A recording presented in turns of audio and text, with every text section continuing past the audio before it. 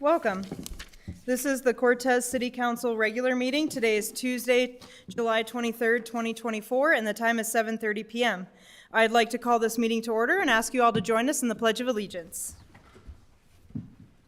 I pledge allegiance to the flag of the United States of America and to the republic for which it stands, one nation, under God, indivisible, with liberty and justice for all. Thank you. Linda, can we have the roll call? Kiefhofer, Here. Haven, Here. Brule, Here. Dobry, Here. Randall, Here.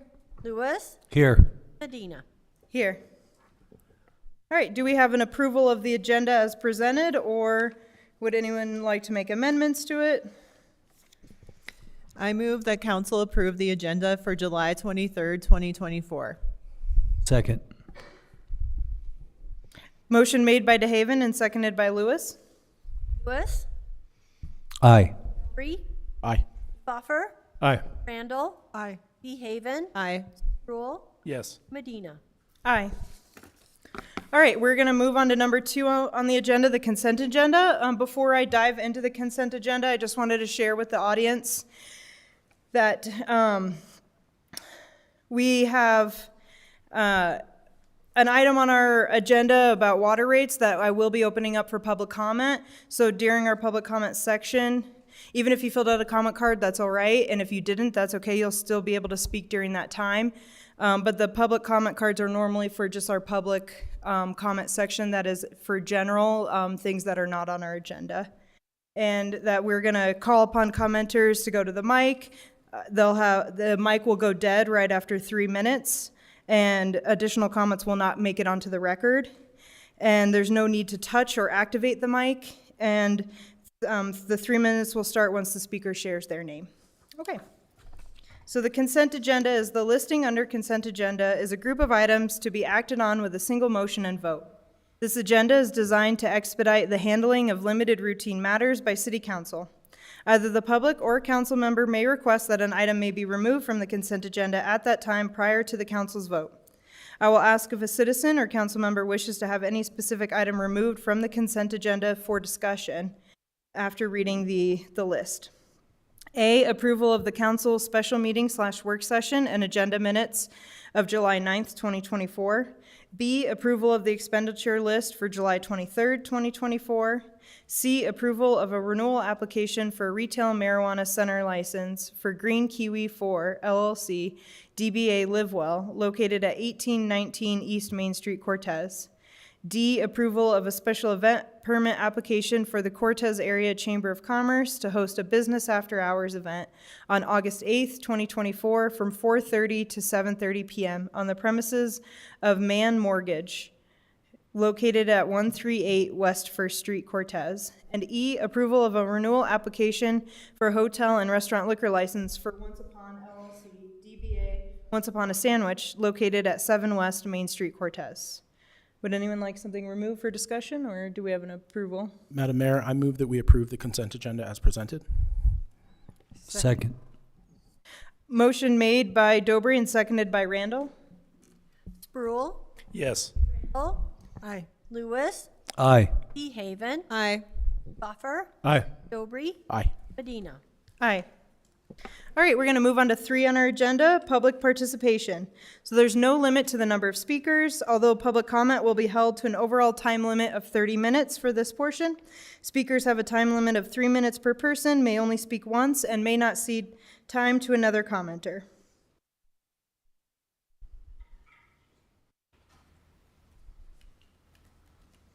Thank you, Linda.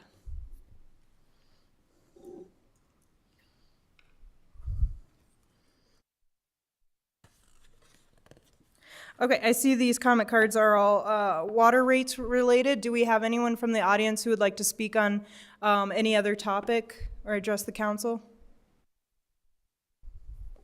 All right, seeing none, we'll...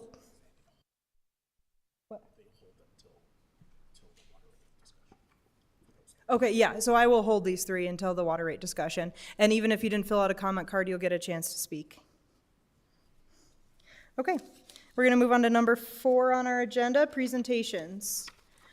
4A is 2024 June financial statements, presented by Kelly Koski, our Finance Director.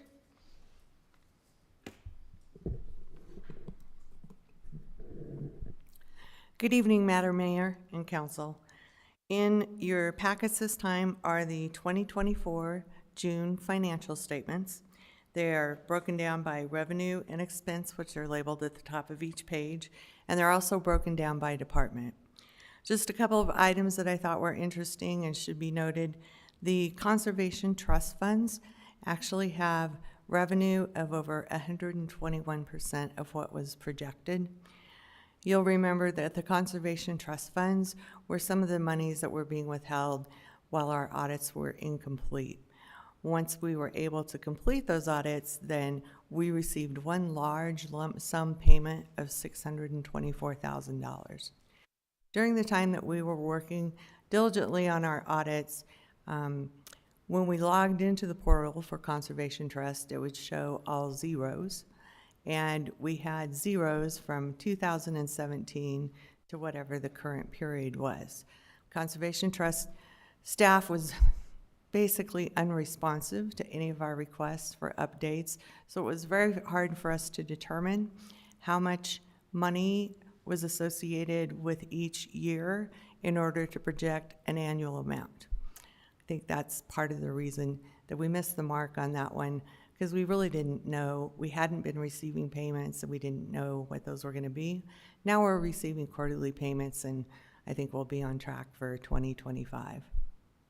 Also, I wanted to point out that our Recreation Center Fund has a very year-to-date net income of over $468,000. That is a 261% increase over projected net income. This is in large part to a lot of additional revenue that the Recreation Center has been able to produce. And a portion of that is investment income or investment interest that we have been able to escalate. Some of the departments and some of the enterprise funds, you'll see have an increase of over 184% of what was projected for investment income, and that was partially to being very diligent with making sure that we were doing the very best we could to expand our rate of return. Does anybody have any questions? Is that funds going to help with the overall maintenance? Kind of been seeing? You know, it will. I asked Creighton if he felt like there were some projects that had not been completed. We were able to move a lot of those projects over into the Conservation Trust Fund.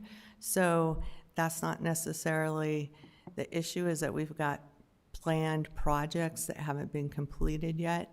It's mostly due to an increase in revenue.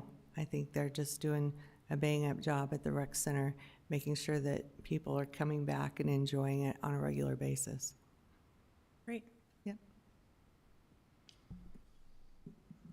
Okay, thank you, Kelly. Thank you.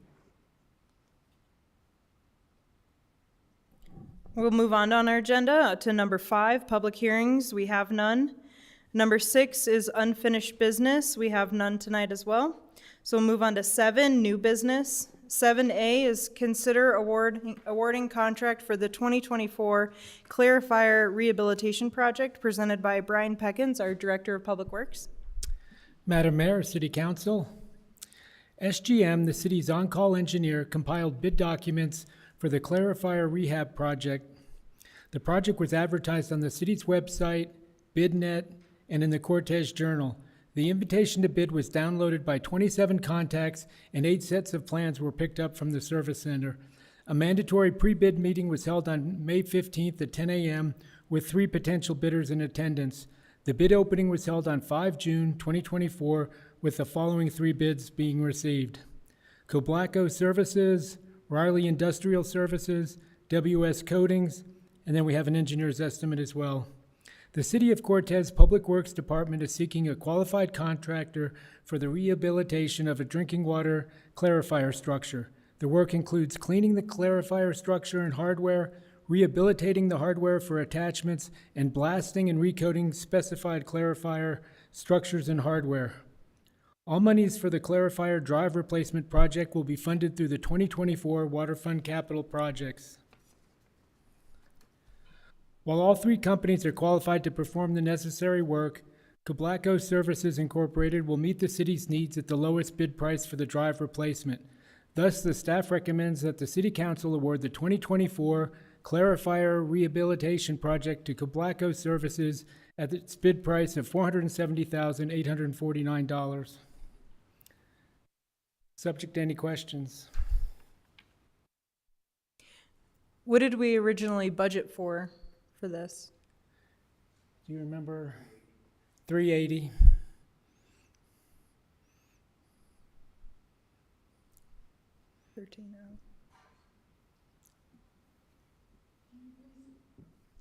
Can you please tell me about what is the age of the clarifier at this point in time? I'll let our water treatment plant Thanks. superintendent, Randy Hunt. Madam Mayor, City Council, this clarifier was constructed in '91. It was operational in 1992. Great. And the projected lifespan with the rehabilitation that we're about to undergo? The coatings that will be applied will last approximately 20 to 25 years. 20 to 25 years for the coating, clarifier? for the coatings, yes. Okay, great. And is this going to increase our capacity in any way, shape, or form? No, this is just a maintenance. Great. Yep. Thank you. Have we previously worked with Cablaco Services for any work at the water plant? We have not. Our on-call engineer, SGM, has in the past, and they do reputable work. They're doing a project now in Telluride, and they've done a great job with the coatings there. Great, thank you. Yep.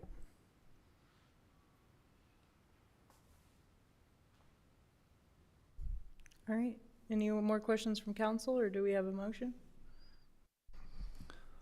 I move that council award the 2024 Clarifier Rehabilitation Project to Cablaco Services Incorporated at its bid price of $470,849. Second. Motion made by Lewis and seconded by Dobry. Randall, Aye. Dobry, Aye. DeHaven, Aye. Lewis, Aye. Brule, Yes. Kiefhoffer, Aye. Medina. Aye. Thank you, Brian and Randy. Thank you. Okay, we're moving on to 7B on our agenda, the Executive Search and Recruitment Services bid, presented by Drew Sanders, our city manager. Yeah, good evening, Mayor and Council. If I can get the projection booth to put up my presentation up on the screen, is it not coming up?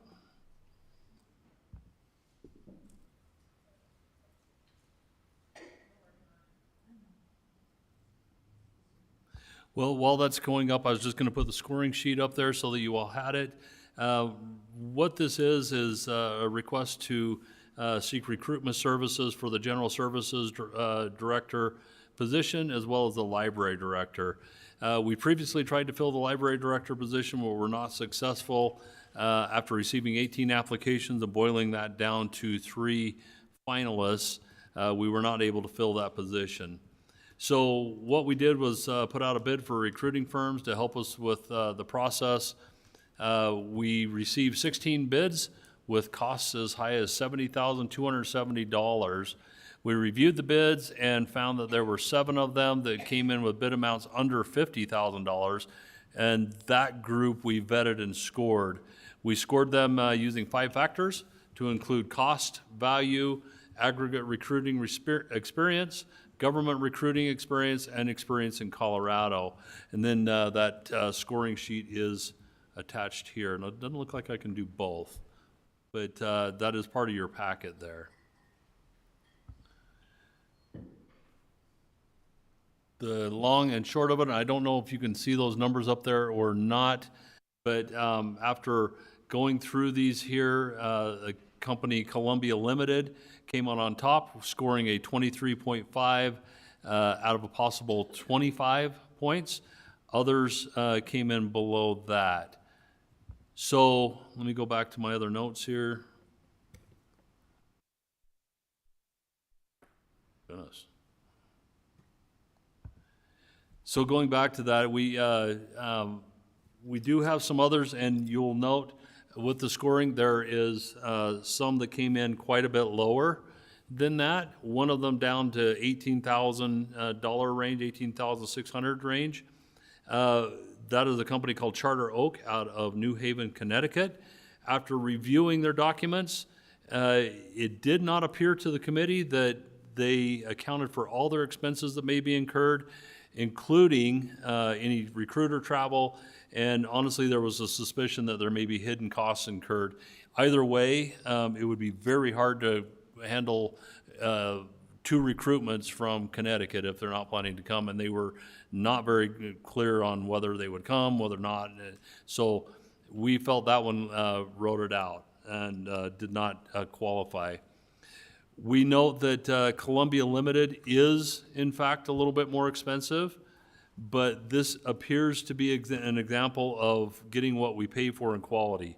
When we looked at the bid amounts, Columbia Limited stood out far and above, and it was very easy and right on the surface. They plan to be here on site for at least 2 visits on site to us to handle this. Also, we have a history with Columbia Limited. We have done 4 other recruitments with them in the past, successful recruitments that were handled very professionally. And so based upon their professional presentation and what they're promising, and the fact that it's a known factor, again, this comes down to getting what we pay for. Therefore, I'm recommending to you that we spend a little bit more money and get a known quantity with Columbia Limited, and suggest that we award this bid to Columbia Limited.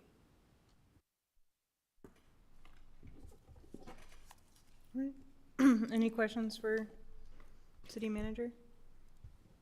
Mr. Sanders, can you tell me, is the $45,000 for the 2 positions, or is it for 1 position each? That includes both positions. Okay. All travel, all expenses paid, and it'll be very similar to what we've received in the past, so both. And is there, provided that they do give us candidates that accept the position, then they'll be paid, and then what if these candidates leave earlier? What is sort of the background on that? Are we guaranteed a 3-month or a 1 year, or what does it look like for us?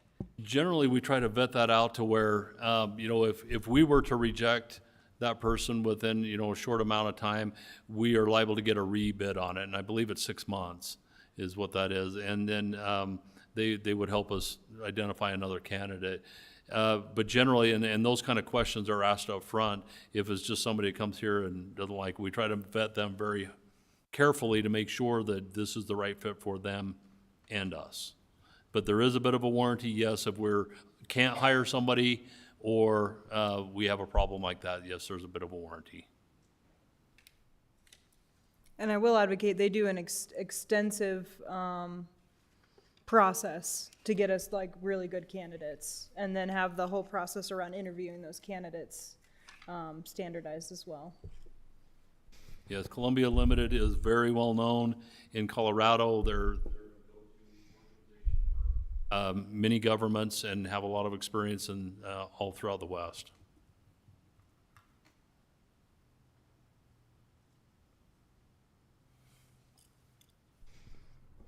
I move that council accept and approve the bid from Columbia Limited for recruiting services for the Director of General Services and the Library Director, and grant authorization to City Manager Drew Sanders to negotiate and sign contracts for this purpose. Second. Motion made by DeHaven and seconded by Kiefhoffer. Dobry, Aye. Randall, Lewis, Aye. Rule, Yeah. Kiefhoffer, Aye. Haven. Aye.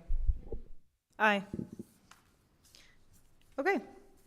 We are going to move on to 7C on our agenda, the Parks, Recreation, and Forestry Advisory Board appointment, presented by Linda Smith, our city clerk. Good evening, Mayor and City Council. In front of you tonight is some information on Parks, Recreation, and Forestry Advisory Board appointment. One of your appointments that we made on June 25th, 2024. She has decided to decline her appointment. Council interviewed 8 people that evening, 4 were appointed, which left 4 applicants. I did reach out to each of the 4 that were interviewed that evening. One has chosen not to be reconsidered, so there were 3 candidates that were left that would be interested in serving on this board if council chooses. If there's any questions? And to be clear, those 3 candidates are Dennis Olson, Melissa Baisden, and Steve Moore. Correct. Okay. All right, does anyone want to share some opinions? Go ahead, Robert. In our interview, or post-interview process discussion, Councilman Sproul, and I think as well as a couple others, had mentioned that Steve Moore would be an excellent candidate, and I was just going to recommend that I would suggest moving forward with him. I agree with that, and I think I was one of the people that thought he would make an excellent person for that committee.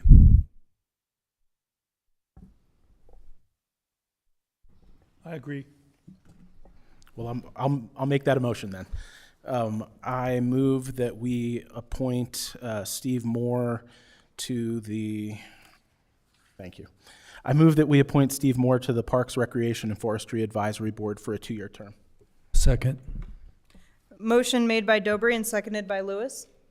Sproul, Yes. Dobry, Aye. Kiefhoffer, Aye. Randall, Aye. Dehaven, Aye. Lewis, Aye. Medina. Aye. Thank you. Thank you, Linda. Okay, we are moving on to 7D on our agenda, resolution number 15, series 2024, a resolution amending the fee schedule for the city of Cortez, presented by Drew Sanders, our city manager. Yes, thank you, Mayor. In 2023, the City Council was presented with a recommendation from the Public Works Department and Water Division to impose a tiered rate water system that differs from previous years. Essentially, a tiered rate water system imposes a graduated higher cost for increased volume in residential water usage. Essentially, the more residential customer uses, the more that they pay. Information was presented to council prior to the adoption of the new structure that asserted there would be a minimal impact upon the average water user. The new rate structure was adopted and appeared to be operating rather well prior to the start of the watering season. So when watering season began this past May, there was a significant increase in water expenses for higher volume users that ranged between 70 and 100% in some cases. Over the same period in 2023. The problem became a little more acute in June 24 when the weather became even warmer. As a result, staff began the process of reevaluating the active tiered rate structure and associated data. The result of that analysis is that a determination that in many cases the rate structure is not working as intended and is resulting in excessively high costs for higher volume residential users. Given the unintended consequence of the current tiered rate structure, it is our feeling that it is the responsibility of the city to intervene and take corrective action as appropriate. So the reality is that we took a good stab at it. I think this is a step in the right direction, but the reality is it's just not working as presented or intended. So we're suggesting to council that you make an alteration. The recommendation is that the residential base rate not be changed. However, the volume charges over 1,000 gallons of usage for a single family would be changed from its current reading to a water rate with greater than 1,000 gallons. And then the new cost per additional 1,000 gallons would be $3.73. And there should have in front of you a revised schedule for details of what that would look like. So essentially, what we're doing is keeping the base rate that was raised some this last year. That covers most of our O&M, and you just passed a $500,000 authorization to improve or replace our clarifier, which is needed. Clearly, it's very expensive. We do need that. However, the problem that we're experiencing is that per 1,000-gallon usage. And so I'm suggesting to you that we replace last year's fee schedule for the 1,000 gallons usage with a 5% increase, which has historically happened, and replace that with a new resolution of $3.73 per 1,000 gallons, and we will do away with the tiered system for now. And I submit that to council for your consideration. I think we got it wrong when we did this, and especially when I saw my water bill. And I had no idea until the public came to me or came to us and told us what was going on. I immediately went home and asked my wife what our water bill was, and I was shocked. I was penalized for keeping my lawn green. So I think we got it wrong, and I'm glad that we are fixing that. Is there any way to go back and reimburse some of the money of this outrageous price that we've set for them? Well, anything's possible, and if we're directed by council, we will make anything happen. However, I would suggest to you that that was the rate that was enacted at the time, and it was in effect. Secondly, for us to go back and do that, you're talking probably months of a nightmare trying to make it happen, and we probably still will get it wrong and somehow. Yeah, I was just wondering. I was hoping. I will think tell we got this council- wrong, and I think council is doing a fantastic. I think we're going to do a fantastic job by writing something that wasn't right. And we were told when we authorized this that it wouldn't affect the people as much as it has, and mine doubled. And other people come and testified that theirs doubled and almost tripled, and they were almost being penalized for keeping their grass green. And I would really like to see us do something about that.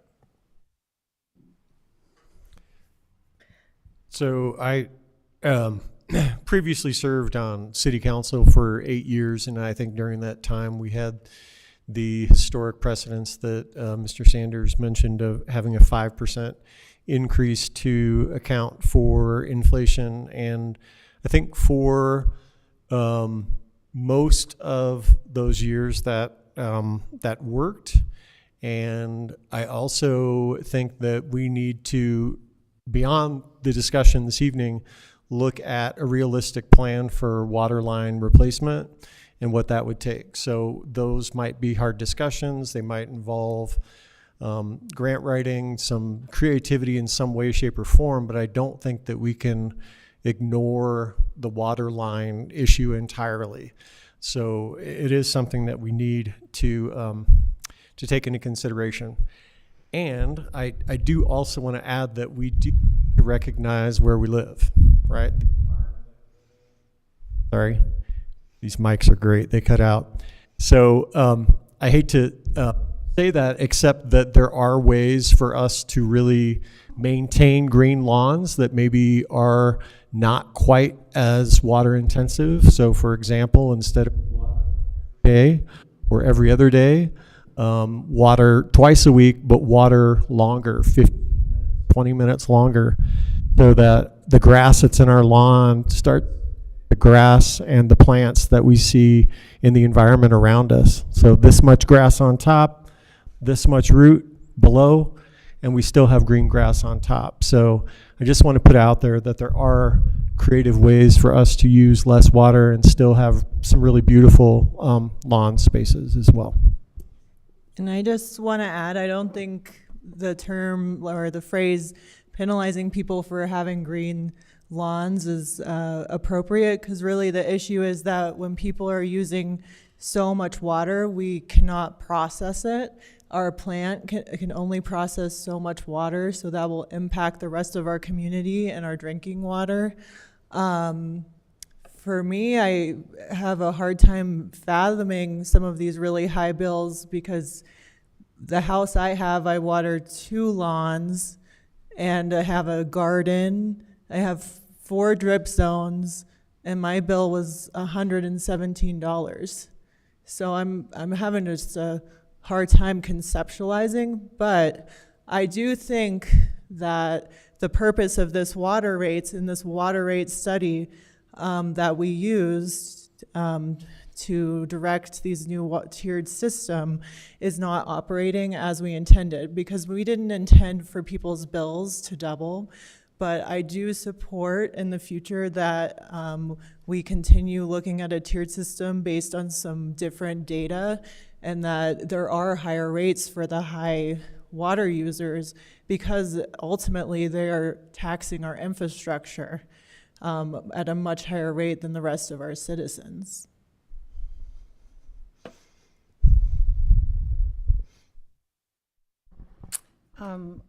I appreciate that the council recognizes that we can turn the ship around a little bit and relieve the citizens, because that's what we're here for.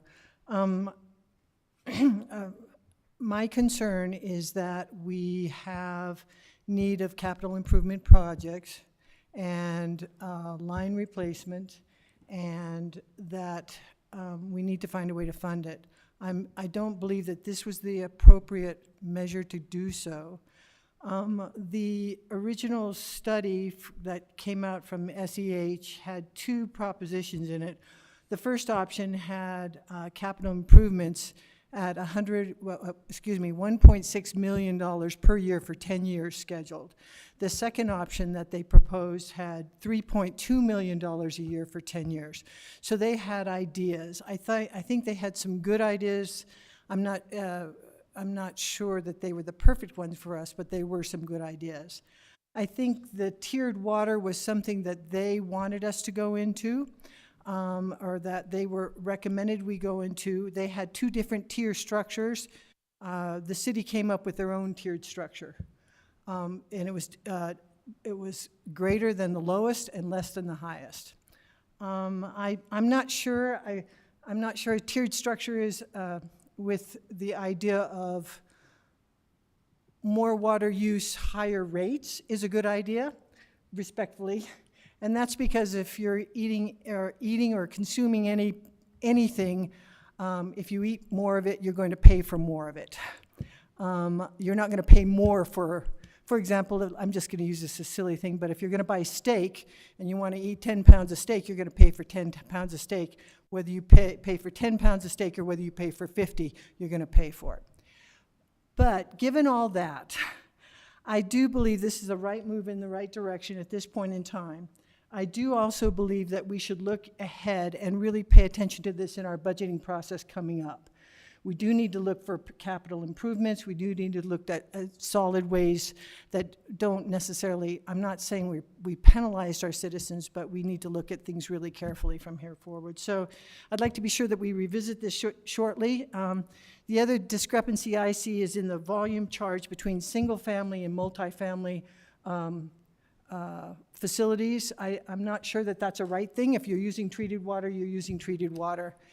And the last thing I would say is that based on this SEH survey, we are not at full capacity for what we can make from our water plant. I'm not saying we need to be at full capacity, but even when you go back and you look at the drought management study that was done 2 years ago now, I believe, the drought management study says we're really literally only 1 year away of having, if the water, something catastrophic happens upstream and the Dolores doesn't flow, we've only got about 1 year's worth of water in that reservoir. So yes, we need to conserve. We don't want water running down the streets, but I think we can do this responsibly and rounded. So.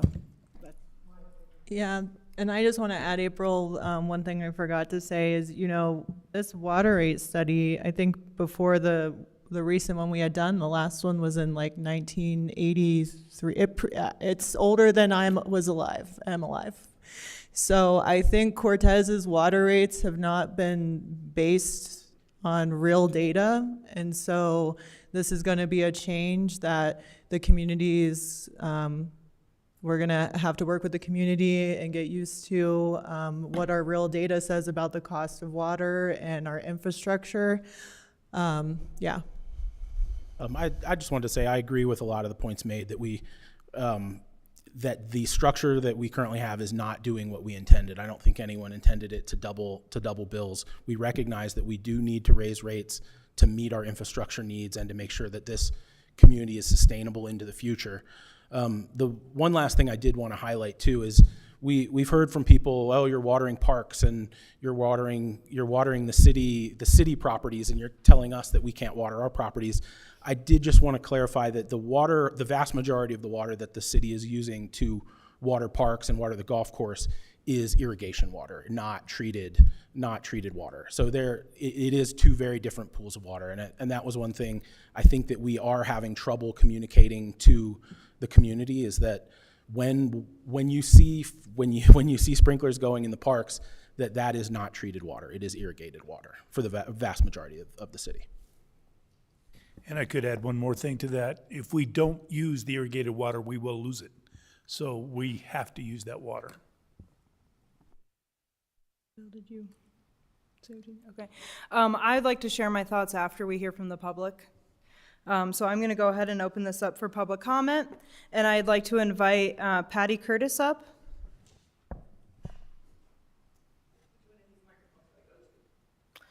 Either one will work. And then with the 3-minute timer, a green light will come on when you have a minute left. Okay. Yellow for 30 seconds, and then red when the mic will cut off. Okay, thank And you. just start with your name, and you don't have to give your exact address. Oh, that's fine. Okay, my name is Patty Curtis. My husband Ron and I have lived in Cortez since 1977. We've raised 3 children here and have owned multiple businesses on Main Street. Over time, Cortez has accomplished much by working together as a community. We've developed a park system and recreation opportunities that is the envy of many larger towns. Knowing what is possible with community support, I was interested in the latest article in the Journal regarding the water rate hike. Realize this is before you guys may change your mind, so take some of this with a grain of salt. Information about the state of our infrastructure and the way water issues were presented was concerning. It gave the indication that the water issues were essentially the fault of residents, that we were wastefully using treated water for landscaping, even though we have no other option, failing to landscape appropriately for our area, even though many of our landscaping is over 30 years old, and not using water conservation guidelines. This led me to ask some questions, and so I'll just list those. How did our water lines become so seriously neglected? What is the actual state of our water availability? If we need to increase revenue for the water department by $1.5 to $3 million per year, is that supposed to be covered entirely by our water bill? Realizing that 41% of Cortez population is either over 65, in poverty, or unemployed, is it reasonable to expect water rate hikes not to have an impact on our community? When our population growth has been in a steady decline since 2010, from 9.5% growth to 1.5% growth, how soon would we need to replace or expand our water treatment plant if it's based on population growth? Why was it necessary to raise our water rates above even the recommended rates of our own water study? Now, when I looked at that water study, the top rates were about $7. And when I looked at ours, we have an extra tier, which is at $9.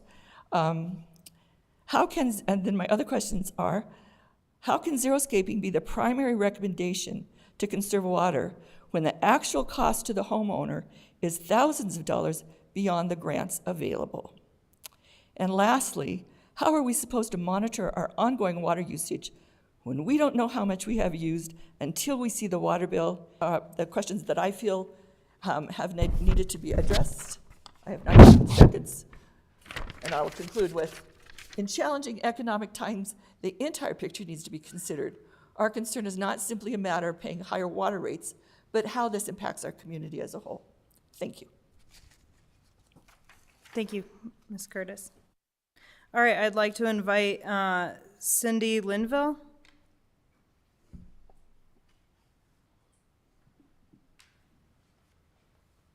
Good evening. Thank you for hearing us.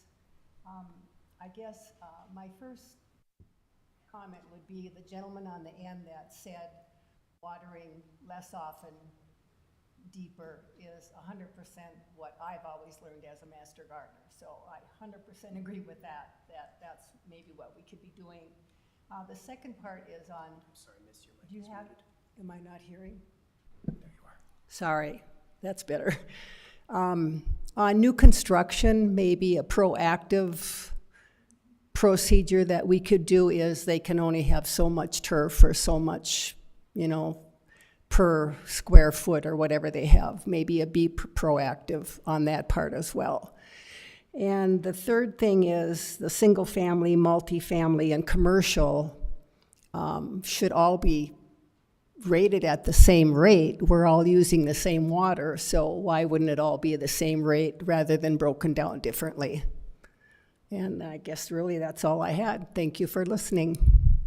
Thank you.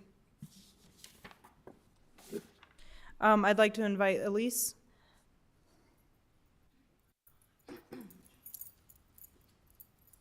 right, can y'all hear me? All right, thank you. Elise Goggin. Thank you, Madam Mayor and Council, for hearing us out today. I, for one, am a fan of the tiered water structure. I recognize that we live in a desert, and green grass is not meant to grow in a desert, at least the type that the majority of lawns in this community are made out of. I currently have, I'm trying to propagate buffalo grass in my lawn. My current water bill went up $3 when the rates increased. I am a very avid and conscious water user, and I definitely feel like we need to be making moves to incentivize folks to use less water. I think, as Ms. DeHaven said, there are people that I know that have green lawns and they have gardens, and their water bills are not astronomical. So what that tells me is that there are folks who are using water to an extent that is not responsible for the environment that we live in. And I do think that we need to work as a community to better educate folks on how to limit their water use, how to be more responsible with water.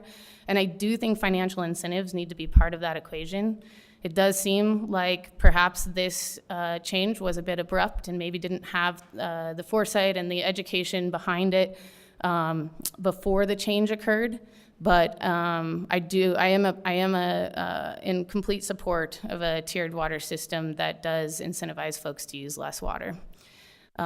Regarding the medians, one thing I have noticed, I walk my dogs around a lot, and on Montezuma, on North Market, and those medians are grass. And specifically the ones on North Market, I often walk down there.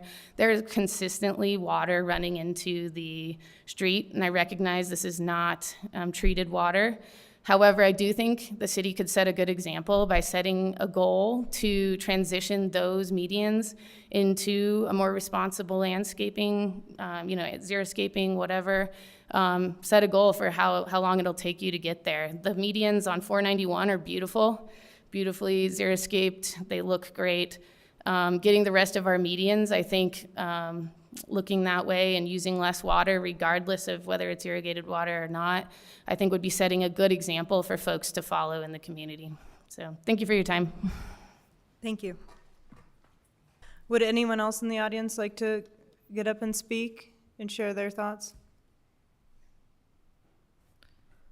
Sir, please. Just a couple of things. When the rate... Start with your name first. Robert Linval. Thank you. When the rates came in, we just purchased a property and it had sprinkler system in it, our first opportunity to play with the dials.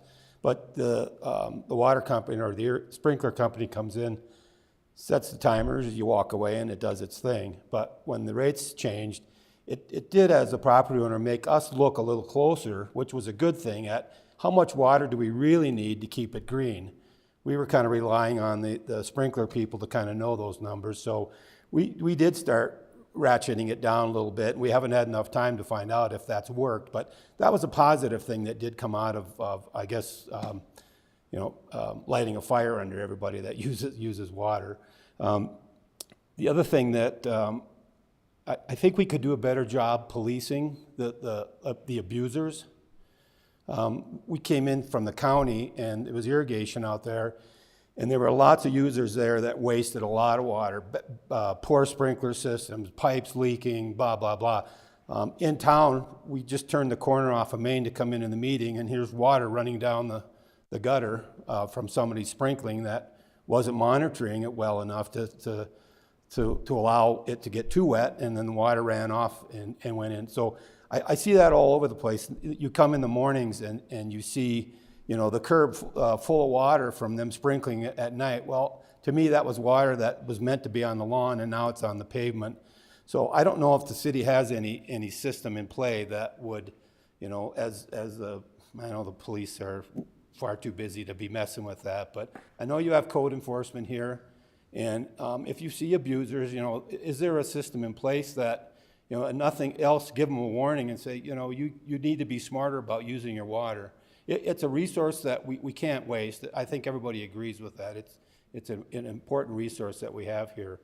But those are just things that I see as I go through the city and observe. But I kind of like stepping back and maybe reassessing this entire process. But I think you've got a lot of people thinking about their water use, and we probably can be smarter in how we're going about water. I'm not a turf expert, so it's me. It's more experimental. And somebody that said, we're always in the rears. We get the bill, and then we have to try to react to that when it's almost kind of too late. But so anyway, that's all I had. Thank you much.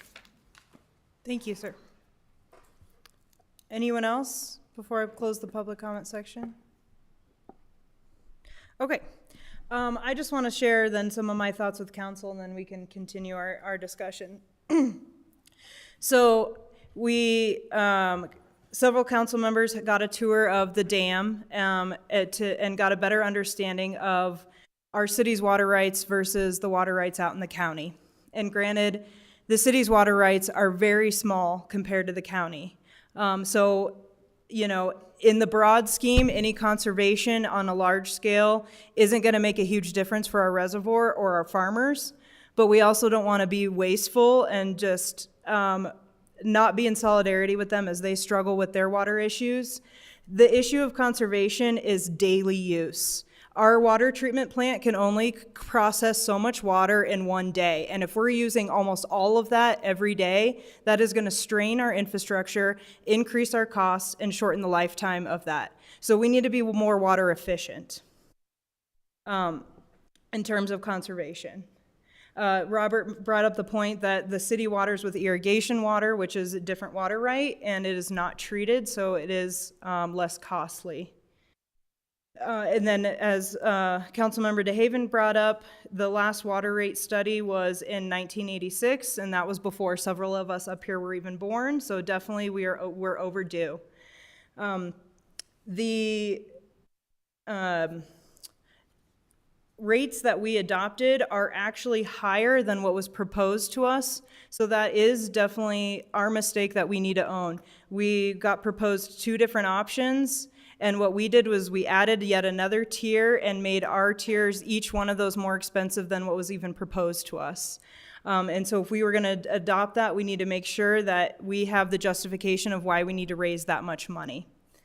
And then I just want to share some numbers with the community that on average over the year, this is taking in winter and summer, the average user uses less than 8,000 gallons a month.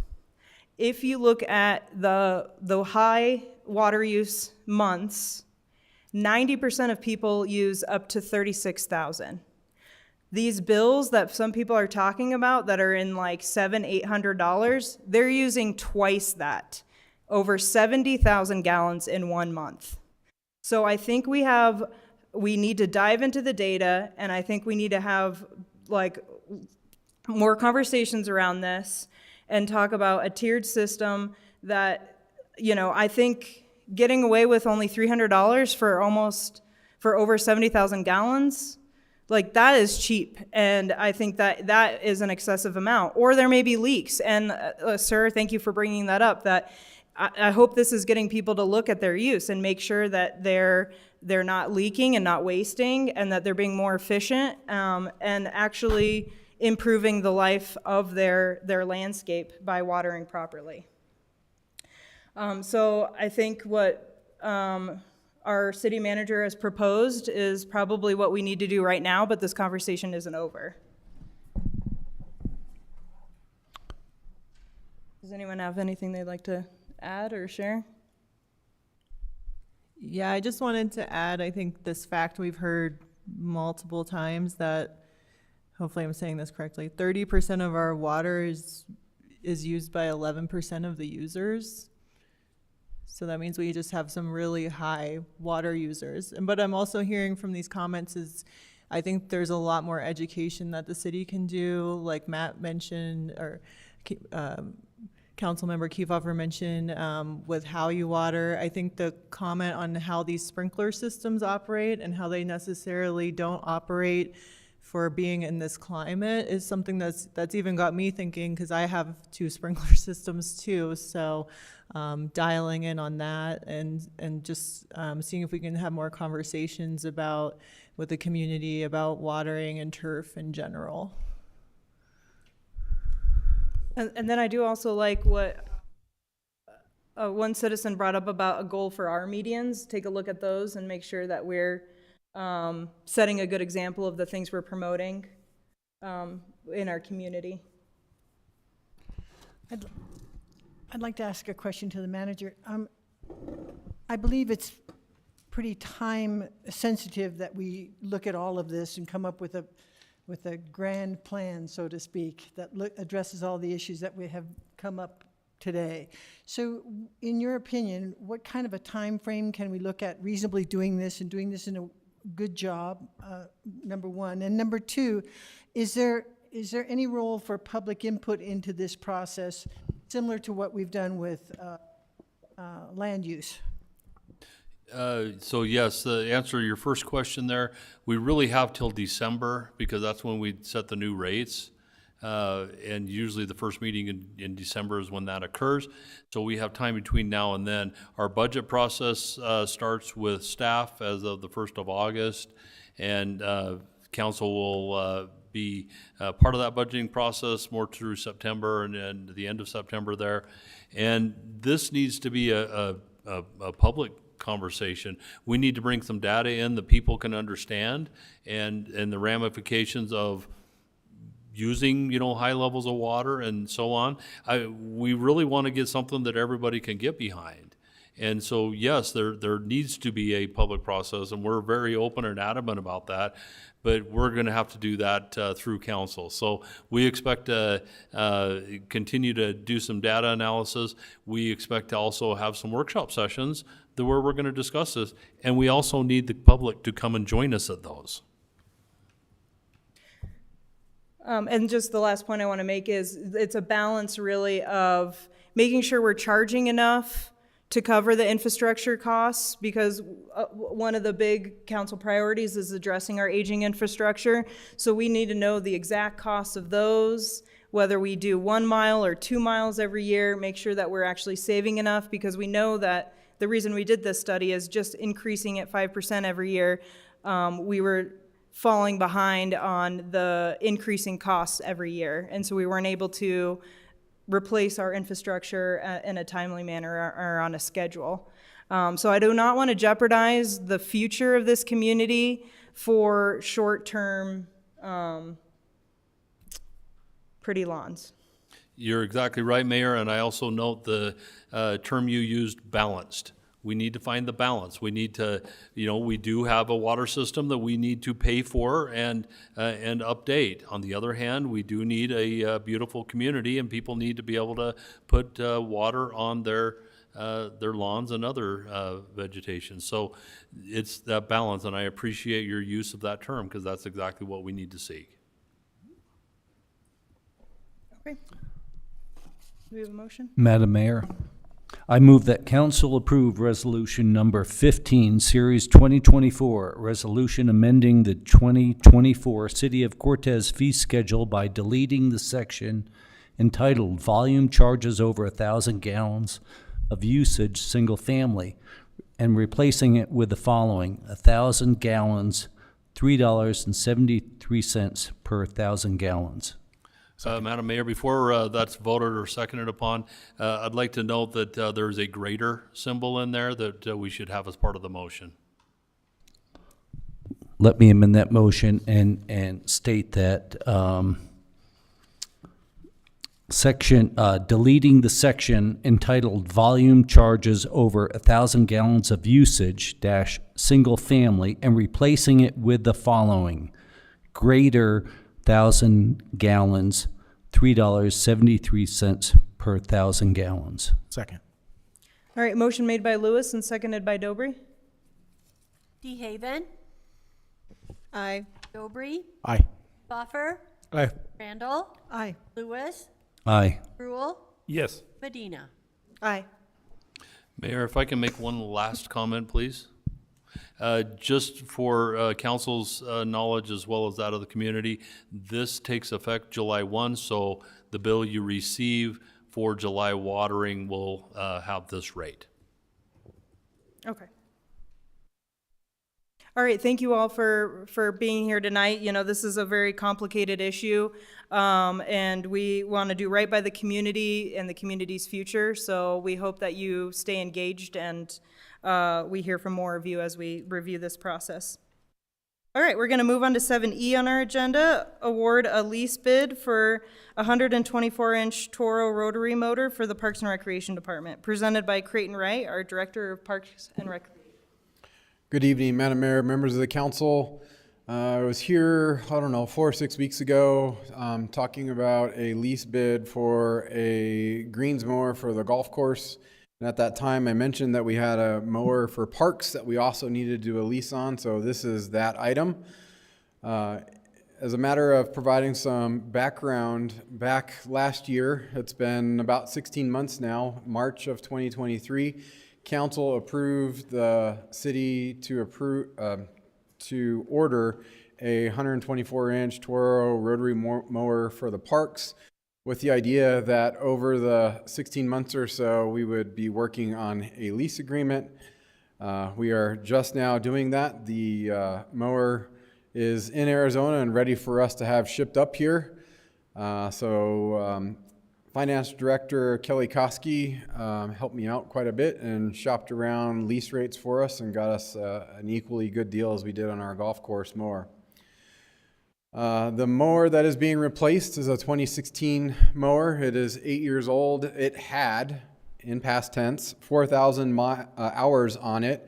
It, earlier this year, died on us. The engine blew.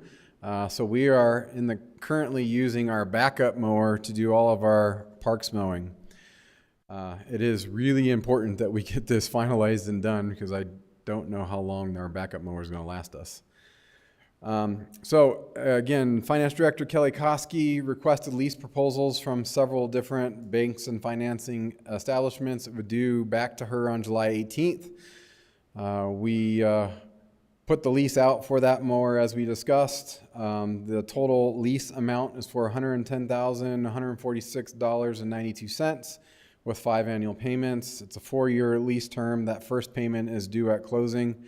The term of the lease included a $1 buyout, and we're looking for the lowest interest rate, but ultimately we're looking for the lowest annual payment, i.e. the lowest cost to the city.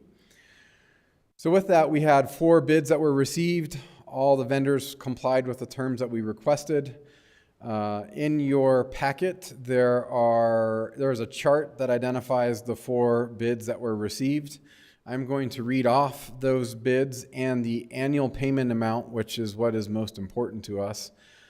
Kansas State Bank provided an annual payment of $30,266.37. Republic First National provided an annual payment of $31,387.94. And Western Equipment Finance provided an annual payment including $30,501.47. And the final bid came from Clayton Holdings LLC, which is also Commerce Bank. This is the same group that got the greens mower because they provided us the best deal on that as well. And that annual lease payment was $24,317.47. As you can tell, Clayton Holdings, i.e. Commerce Bank, offered the lowest annual payment and with an annual interest rate of 5.2%, which is considerably lower than all the others. We budgeted for this lease purchase $27,000 in our equipment fund. This is considerably below that amount. Staff is recommending that council award the 124-inch Toro rotary mower lease bid to Clayton Holdings LLC, Commerce Bank, with 5 annual payments of $24,317.47, with that first payment due at closing, and an interest rate of 5.2%, and authorize the city manager to negotiate and sign the lease agreement. With that, I'll take any questions that you may have. With the $27,000 budgeted for this year, I just had a question about the lease payment structure. So the first payment's due at closing, and then is the 4 years, does that start January 1st, or is that, I want to make sure we won't be having 2 payments in this year, I guess is what I'm trying to ask. Yeah, the second payment would be in the next fiscal year. So we'd make an initial payment this fiscal year, and the next one would be due in 2025. Okay, thank you.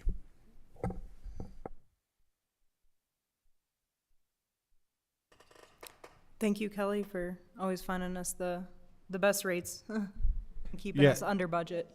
Totally. It looks great. I love this little chart. I love all the vendors on the side, the interest rates, the rate factor, and the annual payment. It just clear as a bell. Good work. Thanks. I move that council award the 124-inch Toro rotary mower lease bid to Clayton Holdings LLC Commerce Bank with 5 annual payments of $24,317.47 and a 5.2% interest rate, and authorize the city manager to negotiate and sign a lease agreement. Second. Motion made by DeHaven and seconded by Sproul. Lewis, Aye. Randall, Aye. Dobry, Aye. Aye. Kiefhoffer, Aye. Rule, Yes. Medina. Aye. Thank you, Thank council. you, Creighton. Okay, we are moving on to 8 on our agenda, draft resolutions/ordinances. We have none tonight. So number 9 on our agenda is the city attorney report. No report, Madam Mayor. Okay, great. Then we'll move on to 10 on our agenda, the city manager's report. No report, Madam Mayor. Okay. Then we'll move on to 11, city council committee reports. 11A is the mayor's report on the workshop. During our workshop, we got the results of the wage study that was done. And we are going to, our city manager has put together a team of staff members to review the results of the wage study and figure out how we, what that's going to look like, if we're going to bring everybody up to the suggested tier system, adopt the step systems that was proposed, and if we have the budget for it. So we will be having those conversations that'll be brought to us during the budget season in September. And then we had an executive session to finish our review of our city attorney. He's been with us for 2 years. And so then we will have an amendment to his contract be proposed to us at our next meeting in 2 weeks. And then we had a discussion, Councilmember Dennis Sproul brought up code enforcement and feels like it's not happening consistently across our community, and just wanted to make sure that our officers and our code enforcement have a good line of communication, since our officers are the ones who are out on the ground the most. And then also making sure, well, and then Councilmember DeHaven brought up volunteer groups. So if you know anybody that would love to be a volunteer to help folks who struggle to deal with their weeds or shovel their snow, we are hoping to have communication with a volunteer group that can help those in need. Okay, then we'll move on to 11B, which is other board reports. We'll start with Councilmember Kiefhoffer. None? Okay. I have not attended a board meeting, as there have been none since our last meeting. Yeah.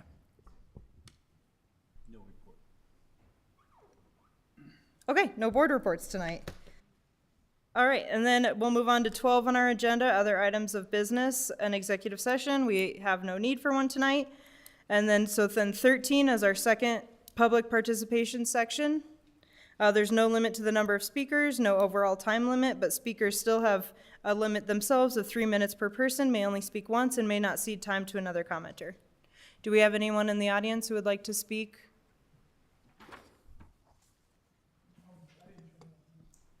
That's okay.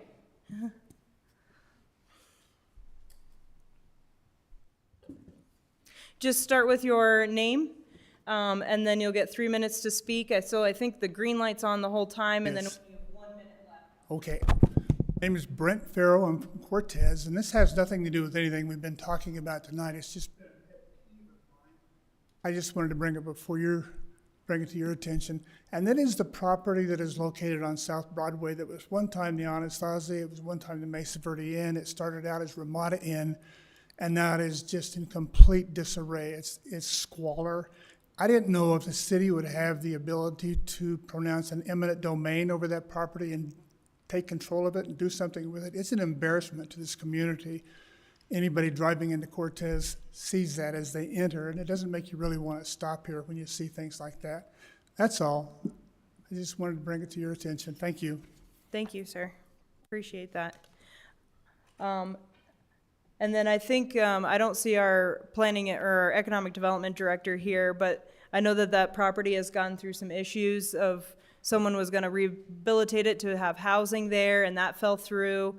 But I would recommend, if you want follow up on that, to reach out to Rachel Marchbanks, our economic development director. Thank you. Okay, seeing no more public participation, then do we have a motion to adjourn? I move that we adjourn this meeting. Second. Motion made by Dobry and seconded by Lewis. DeHaven, Aye. Lewis, Aye. Randall, Spruill, Yes. Kiefhoffer, Aye. Dobry, Aye. Medina. Aye. All right, thank you all for being here tonight.